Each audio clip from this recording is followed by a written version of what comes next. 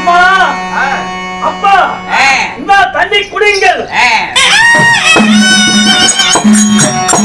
யாருப்பா நீங்க? அம்மா நான் தானம்மா உன்னுடைய மகன் குருபத்திரன் தாயே. அப்பா மகனுக்கும் மத்தவனுக்கும் வித்தியாசம் இருக்குதுப்பா.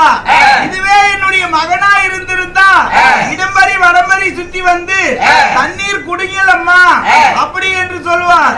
நீ குடிங்கிறதுக்கும் அருந்துங்கிறதுக்கும் பலவித அர்த்தம் இருக்குதுப்பா. நீங்க யாருப்பா? அத்தா சும்மாவா சொன்னாங்க பெரியவங்க. ஆயிரம் இருந்தாலும் சரி பிள்ளைய பெத்தவங்களுக்கு தான் பிள்ளையோட அருமை தெரியுமா? அது போல பெத்த பிள்ளை இல்லை என்று நான் பேசும் ஒரு வார்த்தையில் கண்டுபிடித்து விட்டார்கள். அம்மா இதுக்கு மேல ஏன் மறைக்க வேண்டும்? யாருப்பா நீங்க? சூரிய உலகத்திலே பிறந்த அயோத்தி மாநகரத்தை ஆள வரக்கூடிய என் பெயர் தசரதன் அம்மா. அப்படியா? உண்மைதான். வணக்கம் சுவாமி. அம்மா கோசலை கைகை சுமத்திரை என்று 3 பெண்களை மணந்து சில ஆண்டு காலமாக புத்திர சந்தானம் இல்லை. புத்திர சந்தானம் இல்லாதனாலே பிரம்மாவிடத்திலே வரவாங்க செல்ல பிரம்மா சொன்னார், அரணியமான காலகம் சென்று 1000 யானை மடித்து வந்தால் அடுத்தவ முதல்வர் வரத்தை தருகிறான் என்று பிரம்மா சொல்ல பிரம்மாவுடைய வார்த்தைக்கு இறங்கி காடே கதி என்று வந்து 1000 யானைகளை வேட்டையாடும் பொழுது 999 யானைகளை மடித்து ஒரு கூடாரத்திலே ஒரு யானை வருவோம் தண்ணீர் குடிக்கும் யானை மடித்து வெள்ளாம இருந்தேன். ஒரு பாவம் மரியாதை உங்களுடைய மகனா விளையக்கூடிய பாத்தீங்களா? மகனே மகனே குருபுத்திரா தண்ணீர் கொண்டு வாடா மகனே. அம்மா மகனே பாத்தீங்களாப்பா? தாய் நன்மைக்காக வந்து குளத்திலே சொரக்குழுவிலே தண்ணீர் கொள்ள அந்த சொரக்குழுவிலே குப்பு குப்புக்கென்று யானை தண்ணீர் குடிப்பதை போல சத்தம் வந்தவுடனே யானைதான் வந்துவிட்டது என்று உன் மகன் மீது பாலத்தை என்னுடைய மகனை கொண்டு சேர்த்தார்கள்.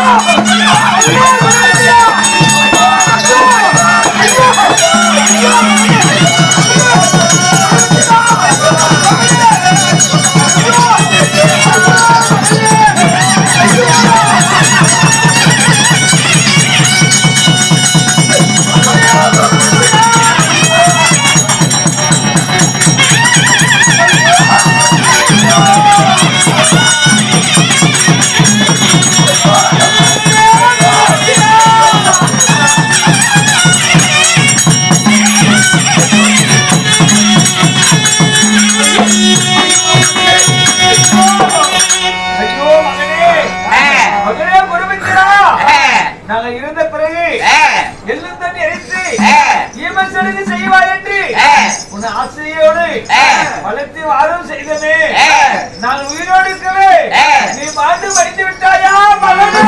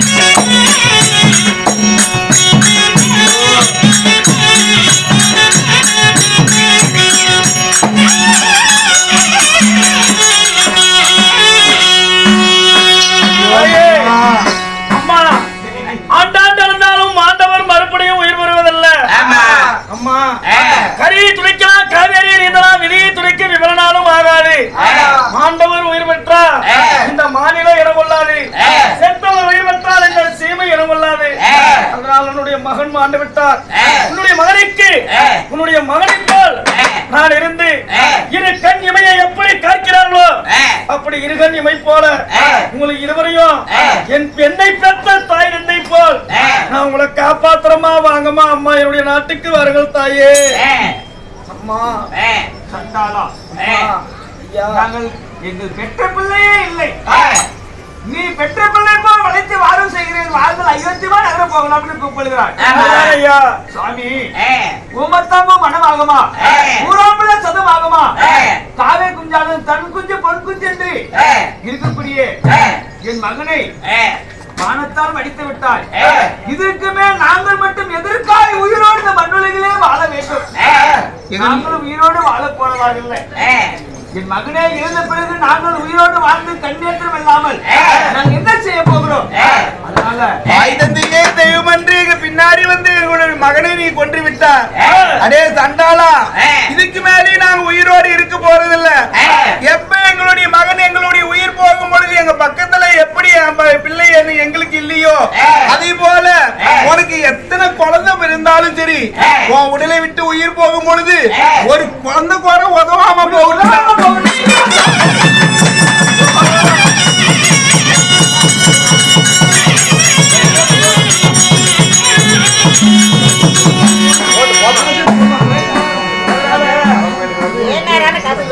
மைனர் வரத்தை வாங்க வந்த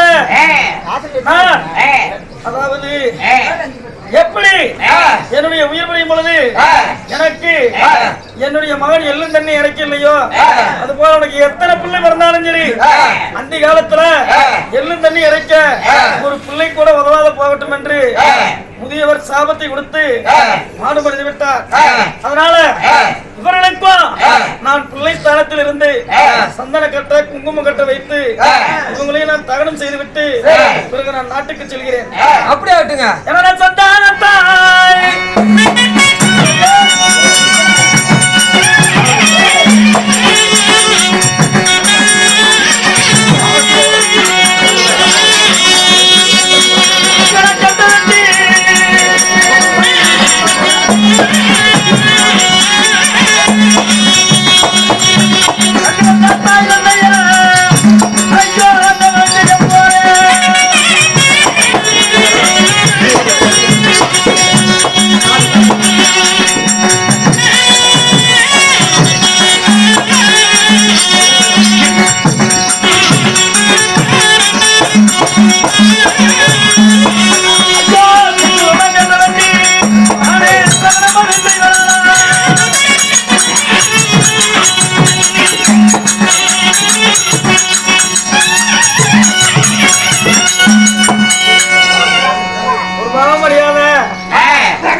தாய் தந்தைய சந்தன கட்டை குங்கும கட்டை வைத்து